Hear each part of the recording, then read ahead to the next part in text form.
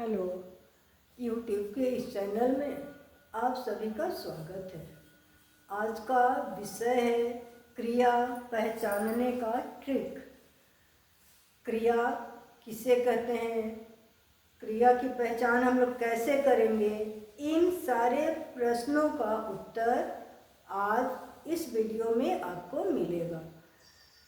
पहले हम लोग देखेंगे कि क्रिया किसे कहते हैं।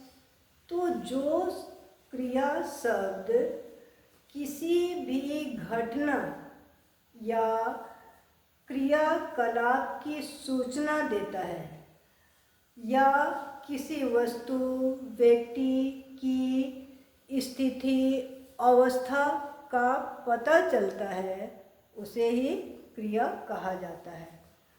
अब हमारे सामने यह प्रश्न आता है कि क्रिया कितने प्रकार की होती है। तो क्रिया दो प्रकार की होती है, लेकिन दो प्रकार की क्रिया की हम पहचान कैसे करेंगे, आज हम लोग उसी कंफ्यूज को दूर करेंगे। जैसे पहला तो ट्रिक हमें यह अपनाना है कि क्रिया दो प्रकार की होती है, सकर्मक और अकर्मक। ये प्रश्न पूछा जाता है कितने प्रकार की होती है क्रिया, तो दो प्रकार की होती है। दोनों का आंसर मिल चुका है आप लोगों को। अब हम लोग पहचान कैसे करेंगे कि ये अकर्मक क्रिया है, सकर्मक क्रिया है। तो यहाँ जिस वाक्य में कर्म आता है उसे हम लोग क्या कहते हैं, सकर्मक क्रिया। ध्यान रखना है, कर्म है, वाक्य में कर्म है तो सकर्मक क्रिया।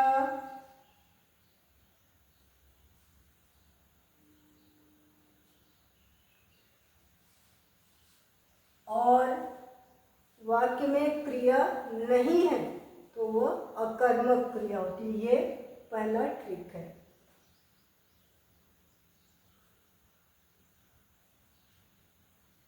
अकर्मक, क्लियर। अब हम लोग पहले तो ये समझ गए कि क्रिया किसे कहते हैं। तो जिससे किसी घटना का, किसी काम का पूरा होने का पता चलता है। जैसे बच्चे पढ़ रहे हैं, धूप निकल गई है, बारिश हो रही है, तो ये जो क्रियाएं हैं, ये वाक्य है, इन वाक्यों से हमें ये पता चल जा रहा है कि बच्चे क्या कर रहे हैं, पढ़ रहे हैं, बारिश हो रही है। तो ये हमें क्रिया, ये क्रिया कहलाती है। क्रिया दो प्रकार की होती है। अब नेक्स्ट जो एग्जाम्पल है कि शिक्षक ने लड़के को पीटा। अब यहाँ ये प्रश्न हमारे सामने उठ खड़ा होता है कि ये कौन सी क्रिया है, सकर्मक है या अकर्मक।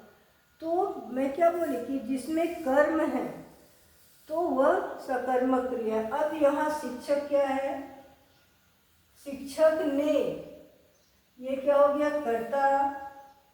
कर्ता किसे कहते हैं, जो कार्य को करता है।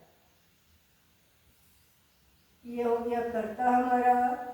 शिक्षक ने लड़के को पीटा। शिक्षक ने क्या किया, किसको पीटा, लड़के को।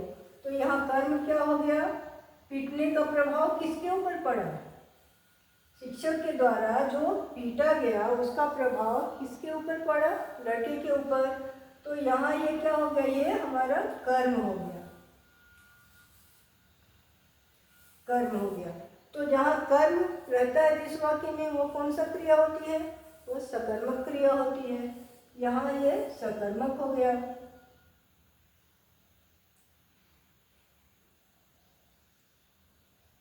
और नेक्स्ट विद्यार्थी पढ़ता है, विद्यार्थी पढ़ता है।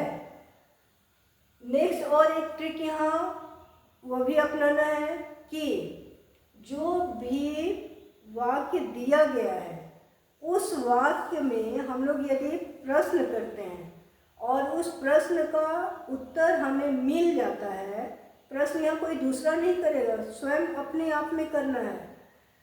तो मिल जाता है यदि आंसर, तो वह हमारे सकर्मक क्रिया। ये भी एक पहचान करने का तरीका है। और जिसमें हमें आंसर नहीं मिलता है वह हमारा अकर्मक क्रिया है। अब दूसरा जो यहाँ वाक्य है, विद्यार्थी पढ़ता है। अब हम यहाँ प्रश्न यदि करते हैं कि विद्यार्थी पढ़ता है, विद्यार्थी क्या पढ़ता है, यदि हम क्वेश्चन करें विद्यार्थी क्या पढ़ता है, तो यहाँ तो कर्म है ही नहीं। तो वो स्टोरी बुक पढ़ रहा है, टेक्स्ट बुक पढ़ रहा है, क्या पढ़ रहा है, यहाँ पर वो क्लियर नहीं है। हमें इसका आंसर मिल रहा है, नहीं मिल रहा है। तो जहाँ हमें आंसर नहीं मिलता है वह कौन सी क्रिया हो जाती है, आप लोग कमेंट्स में लिखेंगे, अकर्मक।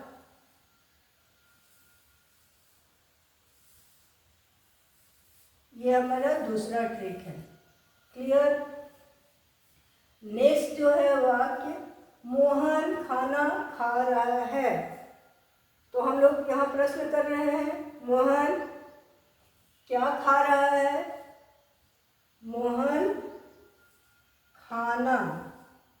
ये हमारा क्या हो गया, कर्म। मोहन खाना खा रहा है, ये हमारे को आंसर मिल गया।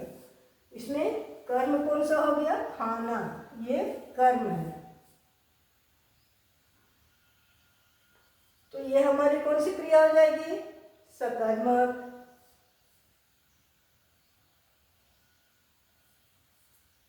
क्लियर। अब दूसरा जो है, सतीश खा रहा है। सतीश खा रहा है, सतीश क्या खा रहा है, यहाँ कर्म नहीं है। ये पता ही नहीं चल रहा है कि वो क्या खा रहा है, खाना खा रहा है, रोटी खा रहा है, भात खा रहा है, क्या कर रहा है, क्या खा रहा है। तो ये यहाँ हमें आंसर नहीं मिलता है, अकर्मक।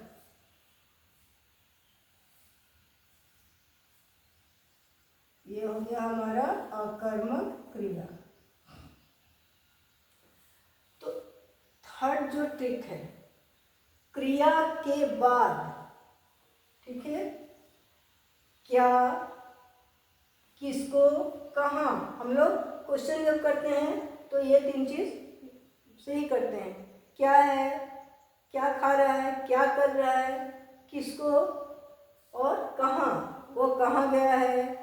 तो ये तीन शब्द जो हैं ये क्वेश्चन में हम लोग करते हैं। तो यदि इन तीनों का हमें आंसर मिलता है तो सकर्मक क्रिया है, नहीं मिलता है तीनों का तो वो अकर्मक क्रिया है। क्लियर। अब सबसे बड़ा जो एग्जाम में बच्चे जहाँ कंफ्यूज हो जाते हैं, और यहाँ कंफ्यूज होने वाला पार्ट भी यहाँ यही है। जैसे रोज़मर्रा की ज़िंदगी में हम लोग खेलना, खाना, पीना, देखना, करना, लेना, देना, लिखना, खरीदना, बेचना, धोना, लाना, ये सारे शब्दों का हम लोग क्या करते हैं, प्रतिदिन हम लोग प्रयोग में लाते हैं। लेकिन एग्जाम में सबसे ज़्यादा कंफ्यूज करने वाला जो पार्ट होता है वह यही पार्ट है। अब इसमें से बच्चों से ये पूछा जाता है कि यदि मान लीजिए खेलना है, खेलना जैसे राम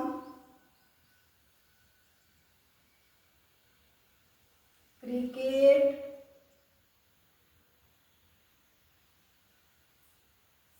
खेल रहा है।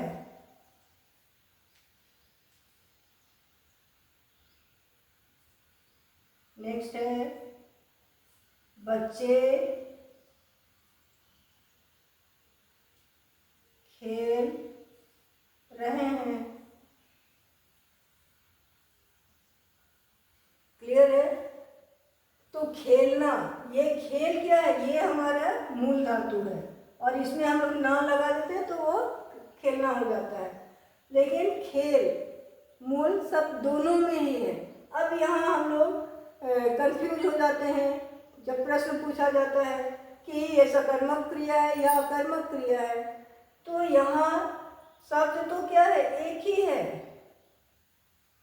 चाहे यह खेल हो, खाना हो, पीना हो, देखना है, करना, लेना, देना, लिखना, ये सारे शब्द एक ही हैं और ये एक ही शब्द सकर्मक में भी प्रयोग किया जाता है, अकर्मक क्रिया में भी प्रयोग किया जाता है। लेकिन अब यहाँ कंफ्यूजिंग इस बात की हो जाती है कि कौन सा सकर्म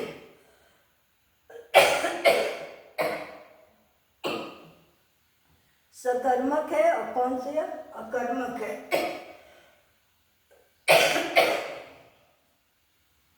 तो यहाँ राम क्रिकेट खेल रहा है। हम लोग प्रश्न करेंगे राम क्या खेल रहा है, तो हमें आंसर मिल रहा है। तो हमें आंसर मिल रहा है कि वह क्या खेल रहा है, क्रिकेट। खेल तो दोनों में है, तो यहाँ आंसर हमें मिल गया कि वह क्रिकेट। तो आंसर मिल जाना सकर्मक क्रिया है। यही कंफ्यूजिंग बच्चों का दूर कर लेना है। जहाँ पर कर्म है, आंसर मिल रहा है, वह सकर्मक है, और जहाँ पर हमें आंसर नहीं मिलता है, शब्द एक ही है दोनों में, लेकिन यहाँ पहचान करने का ट्रिक अलग अलग है। बच्चे खेल रहे हैं, तो राम भी खेल रहा है और बच्चे भी खेल रहे हैं, शब्द तो दोनों जगह एक ही है, लेकिन यहाँ कर्मक है सकर्मक है, उसकी पहचान करनी है। तो बच्चे खेल रहे हैं, जब हम आंसर करते हैं कि बच्चे क्या खेल रहे हैं, ये तीन शब्द जो है क्या, बच्चे क्या खेल रहे हैं, आंसर हमें नहीं मिल रहा है कि बच्चे क्या खेल रहे हैं, क्रिकेट खेल रहे हैं या कुछ और अलग फुटबॉल खेल रहे हैं, आंसर हमें नहीं मिल रहा। तो ये हमारा अकर्मक, ये अकर्मक क्रिया हो गया। इसी तरह से खाना, मोहन,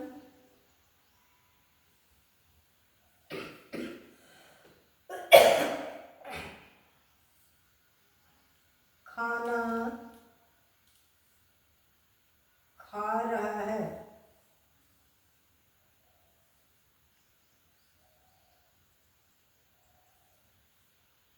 श्याम खा रहा है,